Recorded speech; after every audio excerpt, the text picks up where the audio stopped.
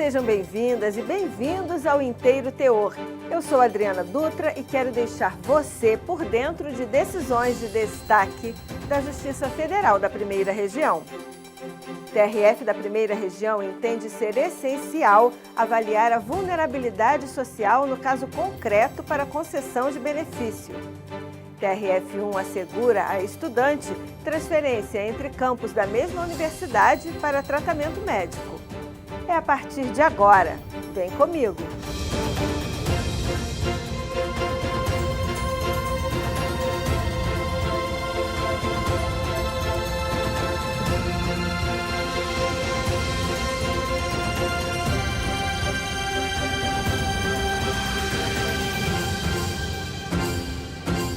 A síndrome de Down é uma alteração genética causada por uma divisão celular atípica.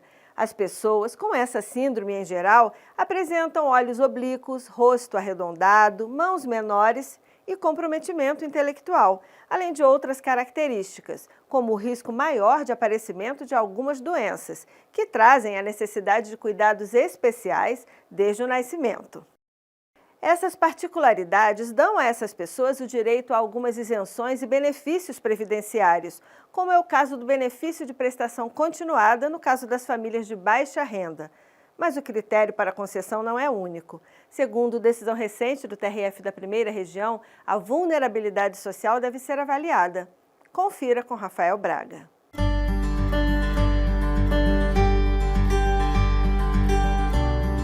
17 milhões de pessoas, ou quase 8,5% da população brasileira, possui algum tipo de deficiência. Com deficiência intelectual, são 2,5 milhões, 270 mil delas com síndrome de Down. Liane Martins, que tem 59 anos de idade, é uma delas. Trabalhou em órgãos públicos, creches, dentre outros lugares. Teve a carteira assinada por 16 anos e até escreveu um livro contando que trabalhar com amor faz toda a diferença. Essa é uma pessoa que chama Liane, mulher como todas. Aliás, Liane Martins Colário. Mas o que importa não tem preço, tem o amor pelo trabalho. Mas nem toda pessoa com algum tipo de deficiência consegue se sustentar dignamente e precisa buscar a ajuda do Estado por meio de benefícios da Previdência Social, por exemplo. E quando não consegue, acaba recorrendo à Justiça, como fez a família de uma criança com síndrome de Down de Goiás, que conseguiu aqui no TRF da Primeira Região o direito de receber o benefício de prestação continuada, o chamado BPC, no valor de um salário mínimo. O caso foi relatado pelo desembargador federal João Luiz de Souza, que entendeu terem sido cumpridos os requisitos para receber o BPC. São eles: o requerente deve ser deficiente ou ser idoso com 65 anos ou mais, não receber outro benefício no âmbito da Seguridade Social ou de outro regime e ter renda mensal familiar per capita inferior a 1/4 do salário mínimo. Embora o INSS tenha argumentado no processo que o beneficiário não era incapaz para o trabalho e que a condição financeira da criança com Down era incompatível com os requisitos para receber o BPC, o relator afirmou que a condição de miserabilidade do autor foi comprovada, demonstrando a vulnerabilidade social em que vive e evidenciando, assim, a necessidade de concessão do benefício.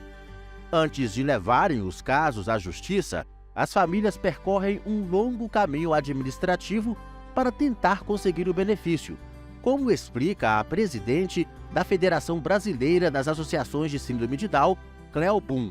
Aí tem toda a burocracia, a demora, na marcação junto ao INSS, que nós sabemos as filas imensas que os dados mostram aí, de demora. Nós temos família que demora 1 ano e meio, 2 anos, quer dizer, como é que essa pessoa sobrevive, como é que essa pessoa vai desenvolver nas terapias.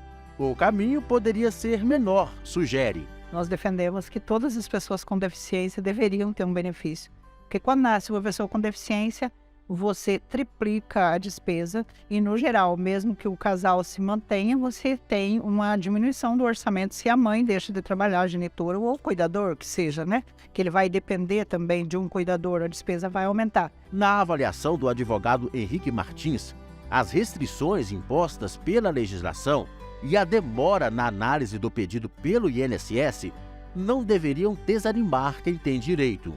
Eu lido com muito caso que o cliente já chega para mim com pessimismo processual, no sentido de que ele é deficiente, mas mora, por exemplo, com a mãe, e a mãe está recebendo um benefício de aposentadoria por invalidez, que é um salário mínimo. Então, o que eu gostaria de citar é que essa regra ela é relativa, não é absoluta. Depende de caso a caso, tanto da questão da deficiência quanto da apuração da miserabilidade social.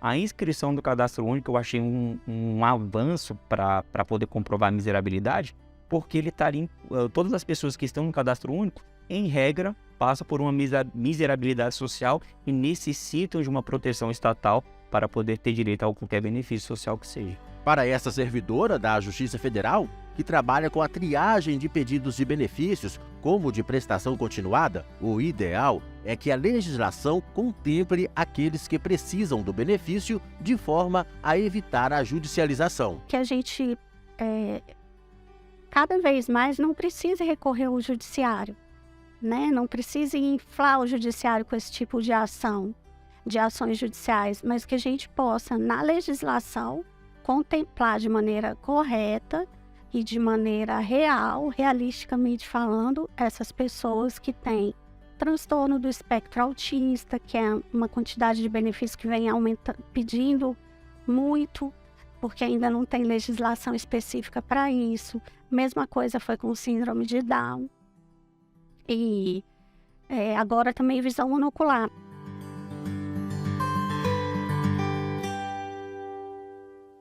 Muitas vezes, os direitos à saúde, à educação e à unidade familiar são a base de decisões judiciais, fazendo magistrados irem além de normas administrativas em nome dessas garantias constitucionais.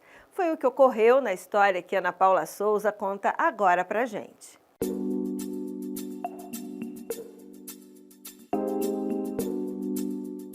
A aplicação do direito à educação e à saúde em uma única decisão.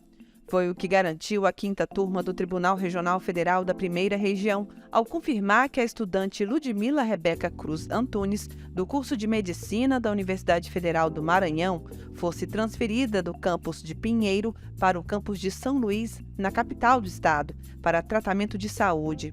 A estudante passou a ter dificuldade de locomoção em decorrência de luxação aguda completa da patela direita quando estava no 7º semestre do curso.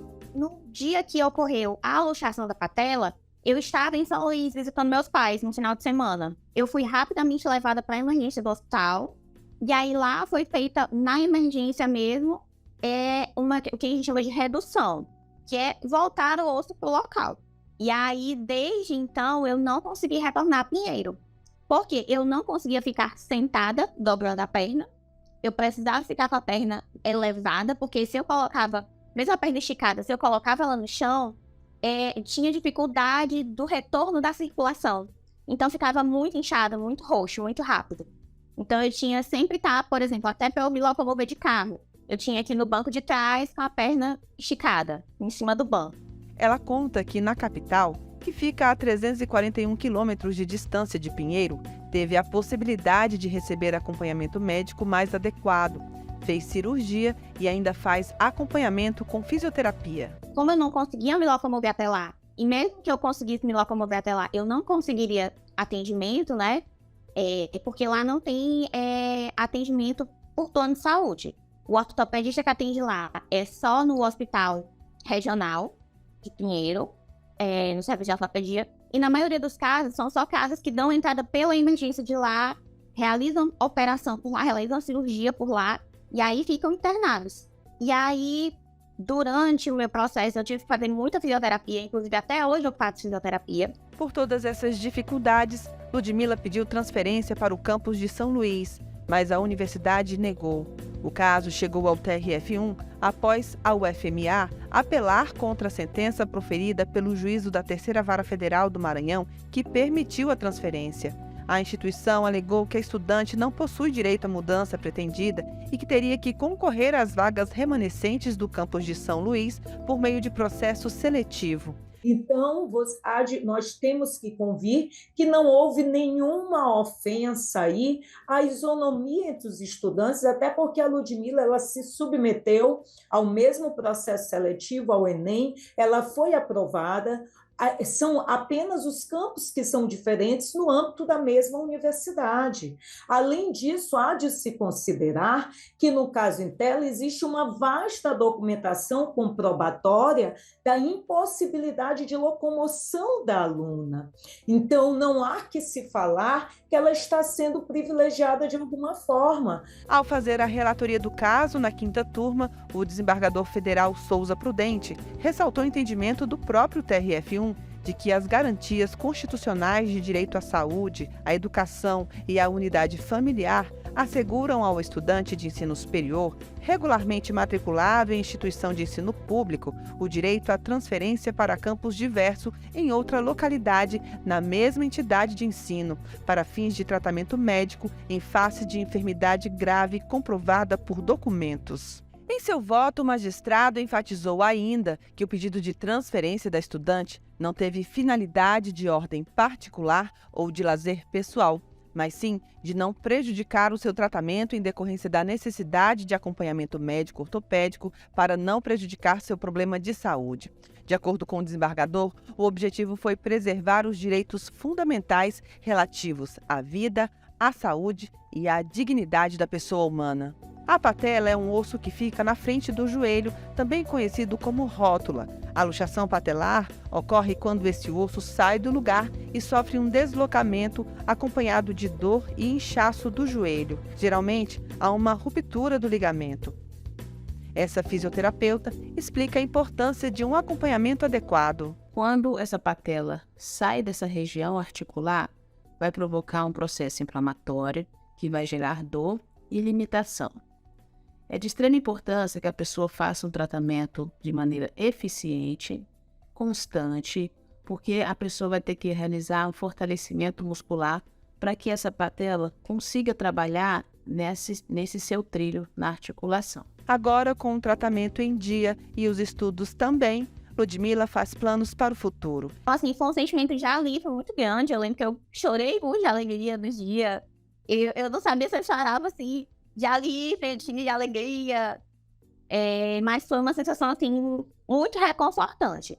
De poder realmente voltar a me preocupar com as coisas que diziam respeito a mim. A minha saúde, que era o que eu precisava restabelecer, e o meu curso, que é extremamente importante para mim.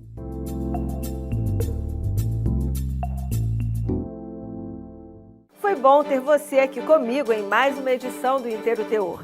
Continue acompanhando o TRF1 também pelas redes sociais e pelo portal. Lá tem mais notícias para você. E a gente se encontra de novo na próxima semana aqui na TV Justiça. Tchau!